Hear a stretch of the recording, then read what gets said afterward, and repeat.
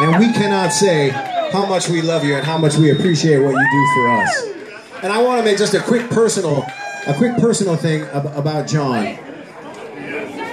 I've only known John for, I don't know, 5 years maybe, 5, 6 years. Some of you have known him for 10, 20, 30, 50, maybe 60 years. I'm not really sure.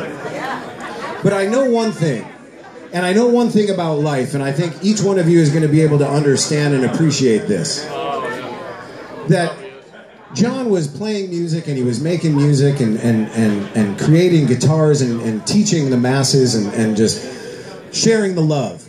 And then he cut off his freaking fingers, ladies and gentlemen. He cut off his finger. He wanted to join the Jerry Club. The wrong way. He decided, you know, I'm going to make it harder on myself and actually do it on my fretting hand and not the strumming hand. But I was actually thinking about this as I was driving in today, and this is true.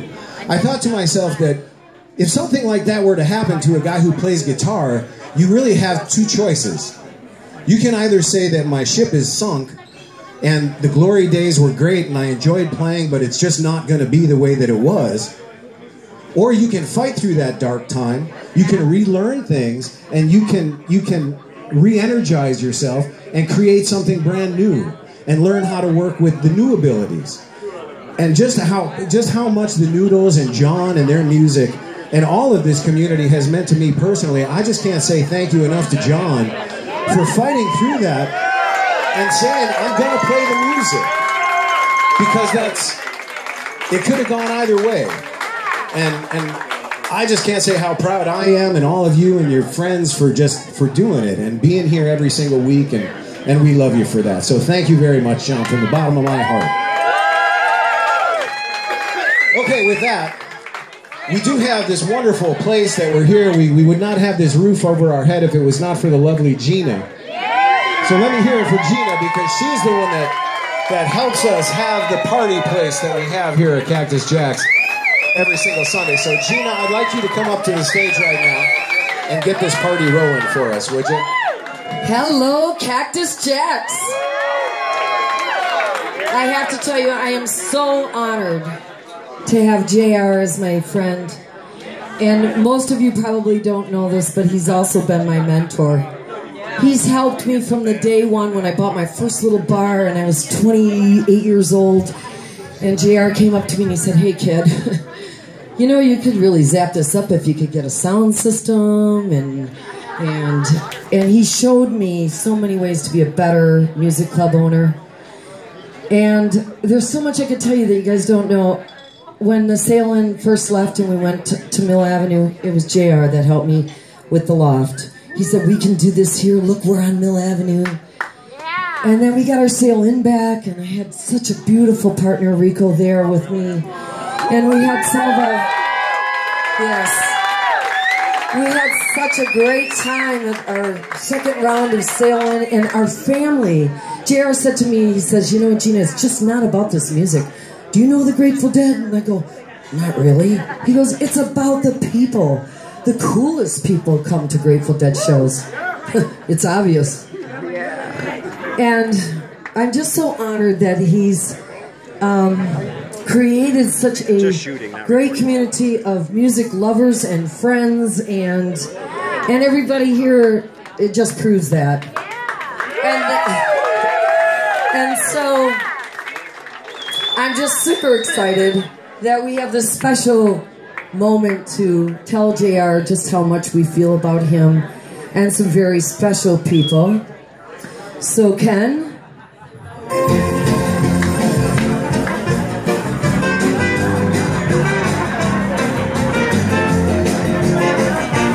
Okay, JR, do you recognize this voice? Hello, JR.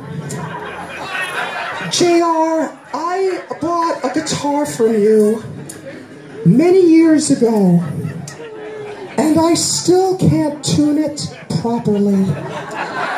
I need you to come adjust the knobs, JR. You need to come help me because I know you have perfect pitch. Well, let's bring it out. Who's the voice, JR? You have any idea, buddy? Come on out.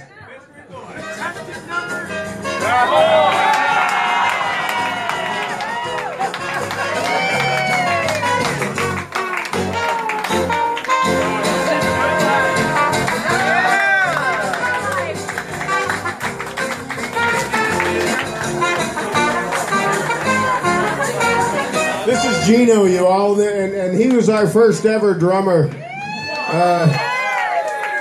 I'll tell you a quick story about Gino. He wanted us to look for a cheap drum kit for him on Craigslist, and the next week he showed up with like a $1,500 this huge rig. So Gino, come on up and say some words.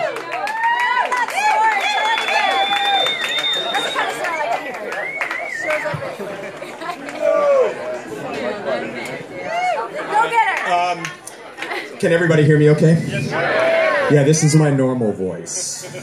I have to get serious for a minute. Oh,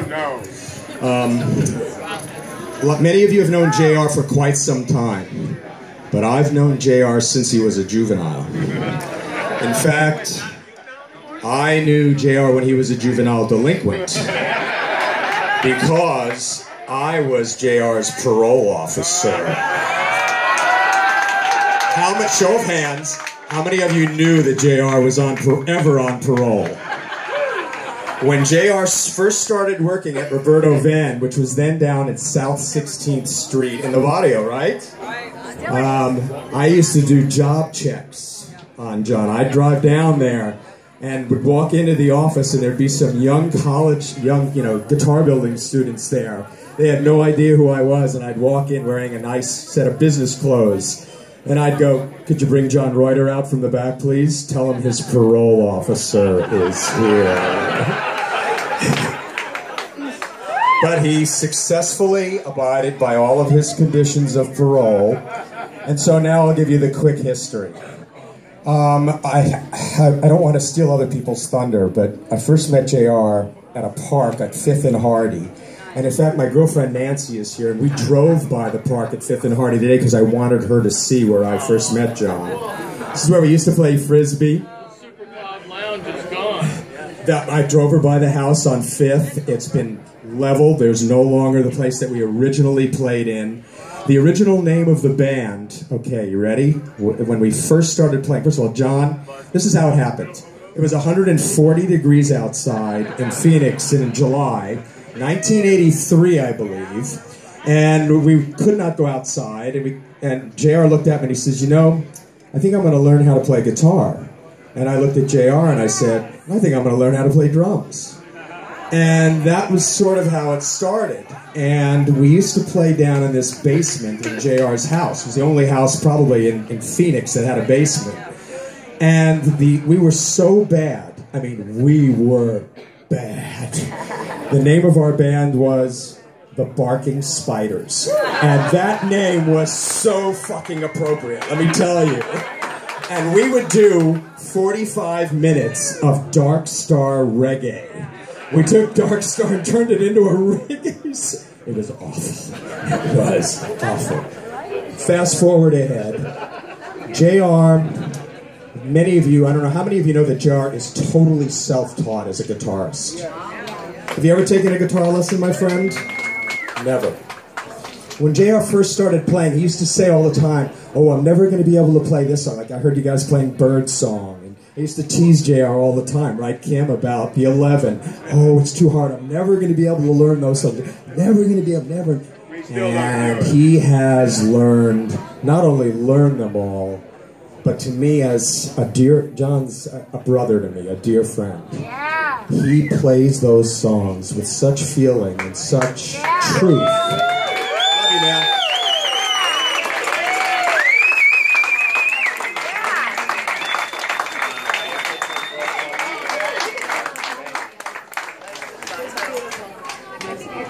Ken?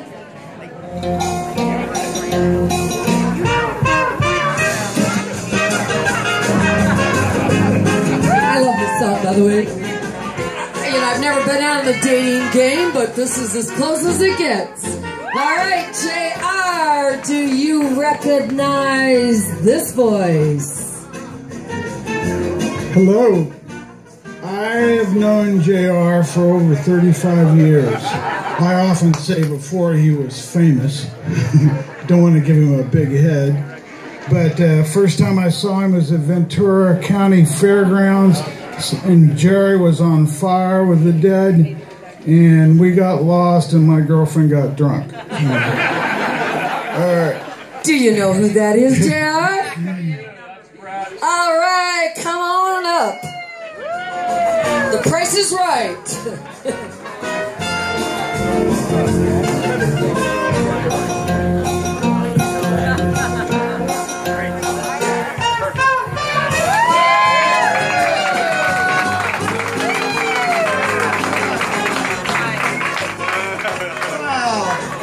Roasting it, dude. I got you something to lean on.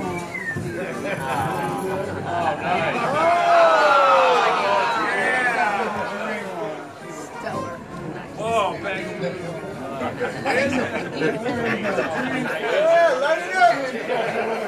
Wait, his parole officer here.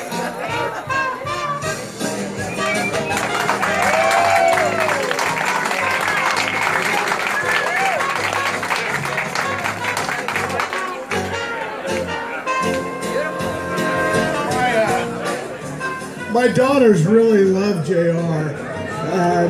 and it's because when he leaves, I have to explain all the embarrassing stories he told about me.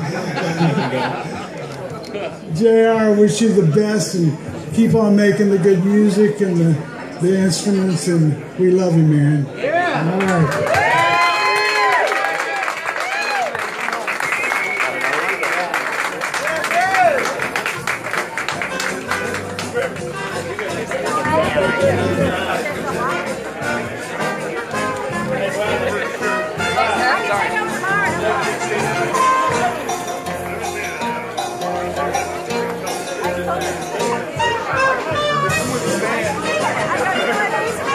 And now we have some friends that have also been with JR forever that would like to say a few words. If I could have Tim up to the stage.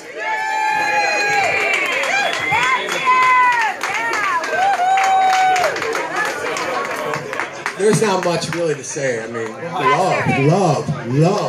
That's what this guy gives us, right? Every Sunday. Love. I've known him. I'm not going to go into all the stories. I just love that son of a bitch so much. He saved my life so many times. Now, I just love the shit out of him. That's all I'm going to say.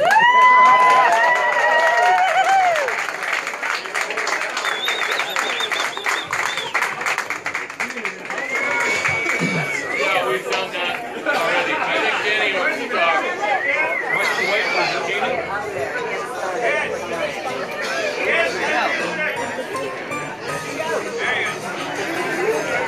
Thought he was going to talk. I think she thought he was going to talk.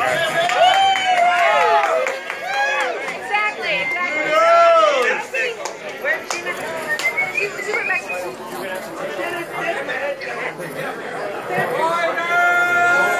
Hey, I'm not supposed to talk, but Gene over here was the best man at my wedding. And we started playing music together, and that's been a long road. I met Danny and Gino and Tim at that park in November of '79. And so my roommate at the time kept telling me that, you know, we need to learn how to do Frisbee like that. And Tommy kept telling me that I needed to start playing guitar. And I had such a bad experience with the piano when I was a kid. And my father spent all of his time in his study that I told my friend Tommy, there's two things I'll never be: a musician and a teacher. And that's all that I do now. So be careful. Don't ever say never. So anyway, I think Danny wants to say something. Dan, the doorman. Hello, everybody. Anyway, it was my great time back in the fall of '79 when I was at the park doing a Noodles with the disc, when John's walking on the park with his roommate Tommy, he walks over to me and says, "How are you guys doing that?" Explain to him, we use a little spray and a fake nail. But anyway, more important, when I got to know him in a very short time, took him across the street to my house and had a great set of speakers, and I just drilled the Grateful Dead into him. And then I took him to his first show and mainly told him there's only 2 rules, don't talk when the Dead are playing, and eat as much acid as we could eat to make it really, see if it works right. And about his, about him learning to play too. He was like 28 or 29 before he even started. And I had friends like Phil Troy and Larry Hulls that were great players, but they started playing when they were 14, 15 years old, like a lot of good guitar players. And like Jay was saying, he had an unfortunate thing with his hand too. And then he comes back even stronger. And the guy is just amazing. He's always been one of my best friends, and I love that guy. And, I had never loved anyone so much, had so much fun, and there was no sex involved.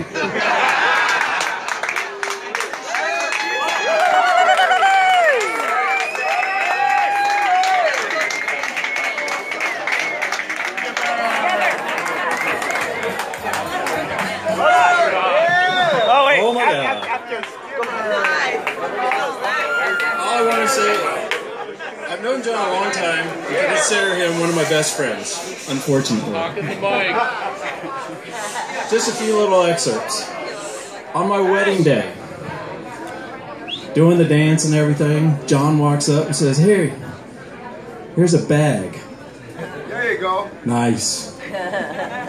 It's called The Last Train to Oblivion.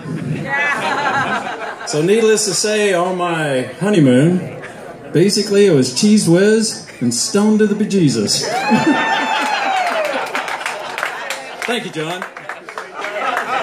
Another memory of mine is when we were kids, I was over at John's house, we were in his room. He hands me this book. He's like, "God, you gotta read this book." So I look at it. What was it? Uh-oh. Everything You Wanted to Know About Sex. I was 8 years old. Thanks, John. Love you like a brother. Many journeys, baby. Many more.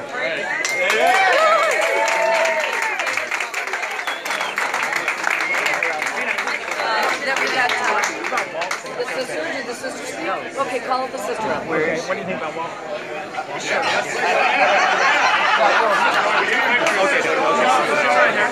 Sister, there she is. Happy birthday, John. Wow. So it's amazing. We have so much family. She's my new girlfriend. So no one told me it was a roast. So I went the sentimental route, and I wanted to give my brother a couple of things.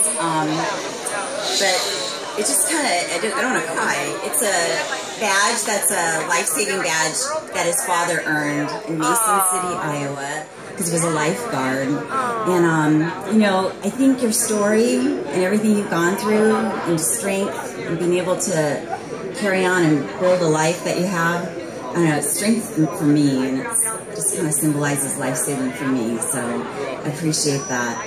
And, yeah. In his study a lot, and John did take piano lessons from Mrs. Lombardi. Mrs. Atsumi. Yeah, Mrs. Atsumi. We sure did. And we'd bike. We had to bike a long way to get to those. It's crazy. But there's one other thing that I have for you, and that is it was a tradition in Rochester, New York, to get gold baby rings. Yeah, baby. And so I don't even know if you knew this was around. I was cleaning up some stuff and I found it. And yours, it's really beautiful. It has a little diamond on it. So it's been around 60 years, right? So it's amazing. On a lighter note, just since they were telling some stories, I will say, this guy, when I was really little, I was 4 years younger than him. So we used to share a room first, and then he would tell me that there's hot lava on the floor, and you got to jump over the hot lava. And it was really easy for him to get to the other side, the other bed, but I would always crash into the hot lava or quicksand or whatever it was that was going to kill you. And then as we got older, and and I got my own room next door. He would come in and he'd go, I hadn't quite fallen asleep, and he'd crack open the door and he'd go, Christy, don't move your hand. Don't move your head. Do not look at your arm. There's a huge spider. If you move, it's gonna bite. And I was just petrified, you know? So, crazy. And then another thing is I remember going, we lived on a cul-de-sac street, it was Fairmont, and we went through the cul-de-sac to go to one of his friends, Jim Avery, and because Jim Avery had an archery set. And it was a big, cool archery set. And we went over there, and I'm just this little, we were all these guys over there playing around, and I don't know which one of them thought it would be fun to shoot it straight up. Straight up. And so that was the longest wait. You know, he grabbed me, put me under the rafter of the house there. But the longest wait of where that thing was gonna go, is it gonna go, you know, in our yard and we'd be killed? We'd be killed. Is it gonna go in some neighbor's yard and some dog is gonna die? But we're next, so with that thing. But yeah, those are my memories. Cool brother.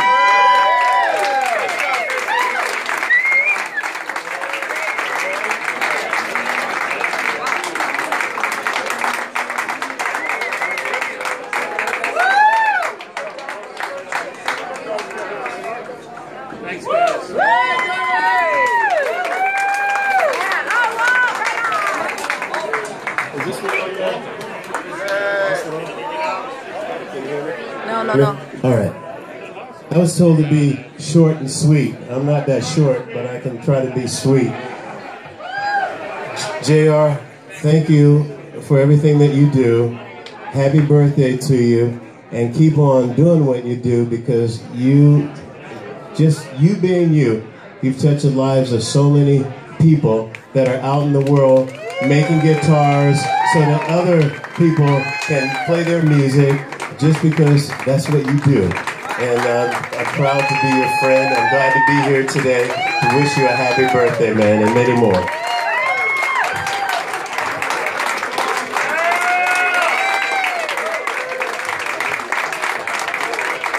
We're in this together, man.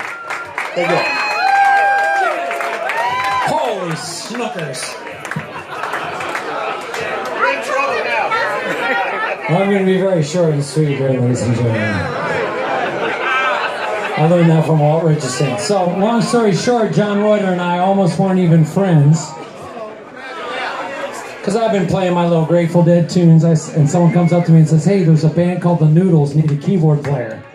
I say, I can play some Grateful Dead, let me go down there and see if I can join the band. So I drive on down to this place called the Sail Inn, never been there before. I traipse on in. And I don't know any of these people, so I walk up to who I think is the Bob Weir guy. Turns out it's some guy named Kim Ladd.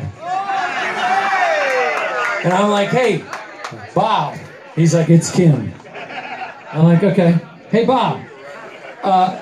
I play keyboards. I brought my rig. Can I play today? He's like, well, and this is, if you know Kim Ladd, this is Kim Ladd's style. He goes, you better ask the other guy. So I go over to the other guy, the Jerry guy, who turns out to be a guy named John Reuter. I walk over to Jerry. I'm like, hey, Jerry. He's like, it's JR. Cool, man. Hey, I got my keyboards in the car. Can I play today? He looks at me and goes, we're going to need to hear you in practice first. I was like, all right. And I almost didn't come back for the rehearsal. I was like, whatever, man. I got a killer career at Picnic Company delivering sandwiches. I don't need you people. But luckily, I did show up to that rehearsal, and Johnny Reuter said, all right, you're good enough, man. We'll let you play. And that was 1998.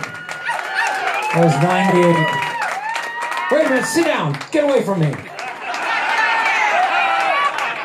But here's the thing about Johnny Reuter. The other part of my life with Johnny Reuter. In about the year 2000, I started a family. And so part of starting a family was like, holy schnookers again, I need some money to pay for these kids, for crying out loud.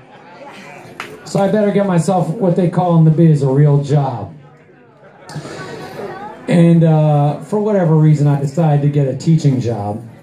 And they were like, I lived in Prescott, but they're like, you need to student teach in Phoenix. I said, are you out of your mind? I don't want to do that. I can't do that. 2-hour drive down to be there at 8 in the morning. You must be out of your mind. They're like, that's the only way you'll get the job. Once a week, you need to be in Phoenix to do this teaching job. I go to my man, Johnny Reuter. I said, Johnny Reuter, I don't know if you want a roommate, but I'm hoping you're cool with having a roommate once a week for the next 6 months. And without batting an eye, Johnny Reuter said, no problem, dude. The room's right there. The refrigerator's right there. The bathroom's right there. Knock yourself out, fool. And Johnny Reuter helped me raise a goddamn family. And without him, I wouldn't have got that gig, and I wouldn't have been able to raise the family the way I wanted to. And for that, I will be forever grateful.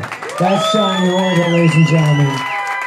That's short and sweet. Enough love, brother. I love you forever. And if you ever need me to have your back to do some dirty work, you know where to look. Ladies and gentlemen, I give you the next member of the Noodles. And I don't know who that is, but I see some of them back there peeking behind the curtain. Oh, it's Paul Reside, ladies and gentlemen.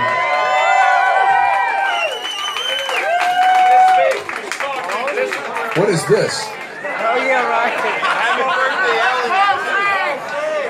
When I first started playing with the Noodles, it was subbing for a bass player that they had. And I hadn't been playing bass really for about 10 years. And so I was learning all these Grateful Dead songs because I didn't really know any Dead either. And I showed up to the first gig where I was playing the whole thing, and I'd gotten a set list beforehand so I could learn the songs, and I show up, and of course, no, we're not going to do that song. No, let's not do that one. No, we're not going to do that one either. They proceeded to play 2 whole sets of songs that I hadn't rehearsed. I didn't really know, so I had to kind of figure it out on the fly, and really this whole journey with these guys so far has been like that, just figuring it out on the fly, and it's been a remarkable trip. That, as I've seen this family out there grow and more, and faces stay the same and new faces keep getting added on, it's just an incredible community that's gotten built here, and that guy's at the center of it.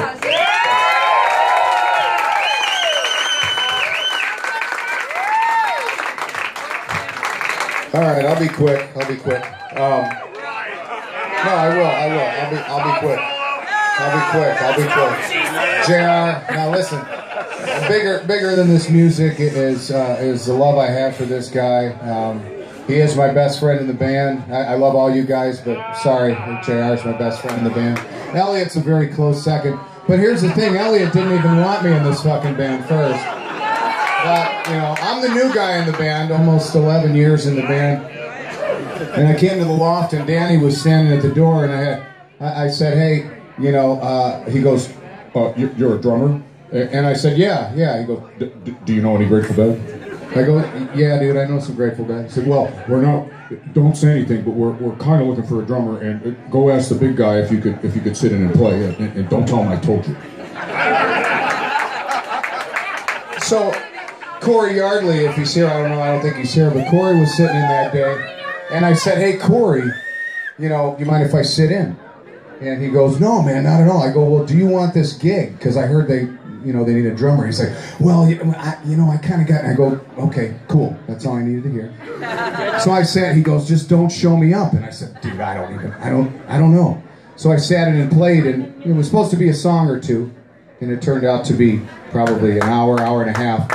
And JR, at the end, he turns to me and he fist bumped me, and he goes, I want your number.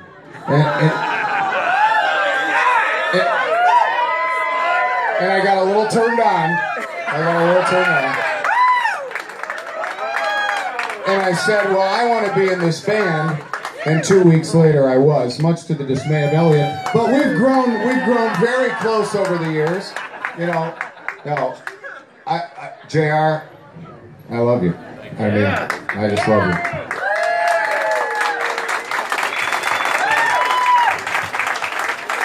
I think Kim Ladd's got something to say. Here's the founder of the Noodles, co-founder Kim Ladd.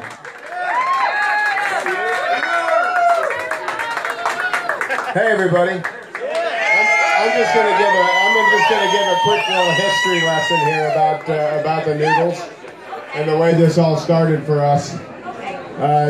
John and I used to happy hour at Casey Moore's pretty frequently, and I know he saw me wearing a T-shirt now and again, and I saw him wearing a T-shirt now and again, and so one day I think he approached me.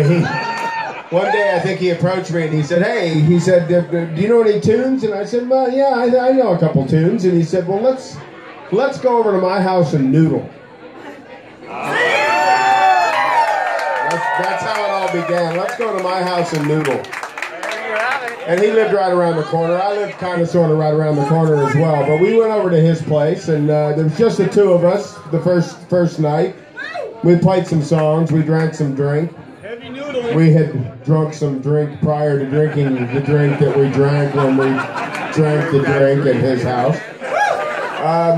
The next week he had a bass player show up, and I'm like, oh, okay, well that's good. And his the bass player was a teacher at the school at Roberto Venn as well, and so now we had a trio going, and this was pretty good. And I still never ever thought that we would play in front of people. It was never really my intention. It was never really by design.